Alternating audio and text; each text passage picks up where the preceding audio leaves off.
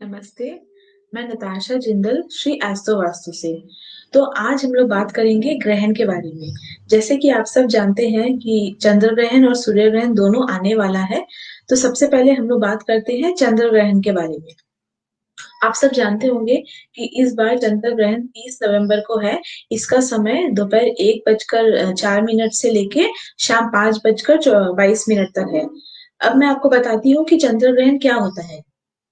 चंद्र ग्रहण उस तिथि को बोलते हैं जब चंद्रमा पृथ्वी और सूरज के पीछे छाया बन जाती है। जैसे ऐसा तभी होता है जब सूर्य, पृथ्वी और चांद एक रेखा में होती है, उसे चंद्र ग्रहण कहते हैं। अब हम लोग बात करेंगे सूर्य ग्रहण के बारे में। मैं आपको बताती हूँ कि इस साल सूर्य ग्रहण 14 दिसंबर को है और इसका समय शाम को 7 बजे से लेके रात के 11:30 बजे तक होगा। कहते हैं कि जब सूर्य पूर्ण रूप से चंद्रमा से बाधित हो जाता है, यानी कि जब चांद पृथ्वी और सूर्य के बीच आ जाए, उसे सूर्य ग्रहण कहते हैं। जैसे कि यहाँ पे आप देख सकते हैं, ये सूर्य है, ये चांद है और ये पृथ्वी है। तो ये जो स्थिति है, इसे सूर्य ग्रहण कहते हैं, जब चांद सूर्य के बीच में और पृथ्वी के बीच में आ जाए। तो हम सब ये जानते हैं, जो चाँद होता है वो खाली 7 मिनट तक ही सूर्य को बाधा कर सकता है।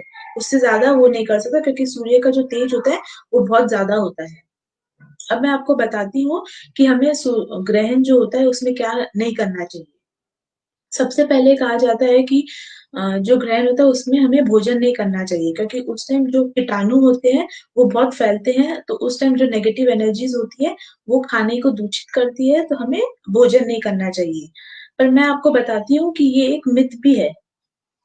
जैसे छोटे बच्चे होते हैं, जो प्रेग्नेंट लेडीज़ होती है, जो बुजुर्ग होते हैं, वो लोग खाना खा सकते हैं, उसमें कुछ भी उन्हें प्रभाव नहीं पड़ेगा। बल्कि अगर वो नहीं खाना खाएँगे, उनकी और तबीयत खराब हो सकती है।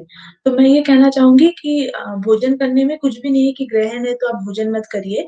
और जैसे जो यंग लोग होते हैं, वो लोग ग्रहण के पहले ही खाना खा सकते हैं।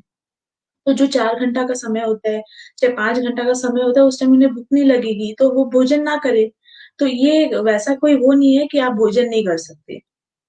दूसरी, जैसे तुलसी पत्ता होता है, हम लोग जो खाने के सामान होता है, जो हम लोग नहीं फेंकते हैं, हमें उसके ऊपर तुलसी पत्ता रख देना चाहिए।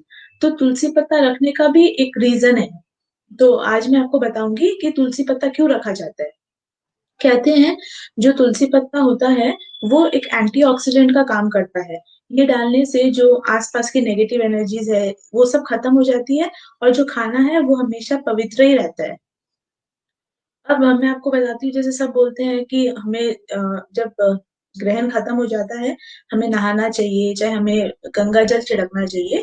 तो ये करने से एक तरह से अच्छा ही है कि हमारे अंदर अगर कुछ कीटाणु है, कुछ भी है, वो खत्म हो जाती है। पर अगर रात को 12 बजे अगर ग्रहण खत्म हो, तो रात को अगर आप 12 बजे नहाएँगे, तो आपकी तबीयत और खराब हो सकती है, आपको सर्दी-जुकाम हो सकता है। तो उस समय अगर आप गंगा जल लेके अगर अपने शरीर में छिड़क लें, अपने कपड़े पे छिड़क लें, तो भी आप शुद्ध हो जाएँगे। तो ऐसा नहीं है कि रात को 12 बजे आपको नहाना पड़ेगा। अब जैसे सब कहते हैं कि हमें ग्रहण के समय भजन करना चाहिए, जाप करना चाहिए।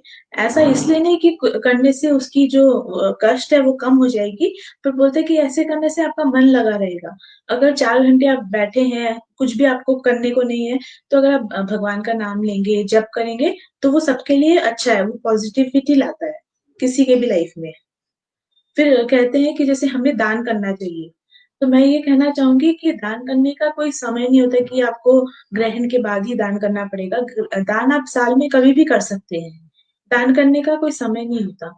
तो इसी के साथ मैं कहना चाहूँगी कि जो ग्रहण होता है उस समय आपको पूजा-पाठ थोड़ा करना चाहिए, भजन करना चाहिए, तो उससे आपका मन भी लगा रहेगा। इसी के साथ हमारा ये लाइव सेशन खत्म होता है। अगर आपको मेरा ये लाइव सेशन पसंद आया हो, तो मेरे पेज में जाके लाइक करिए और शेयर करिए। धन्यवाद।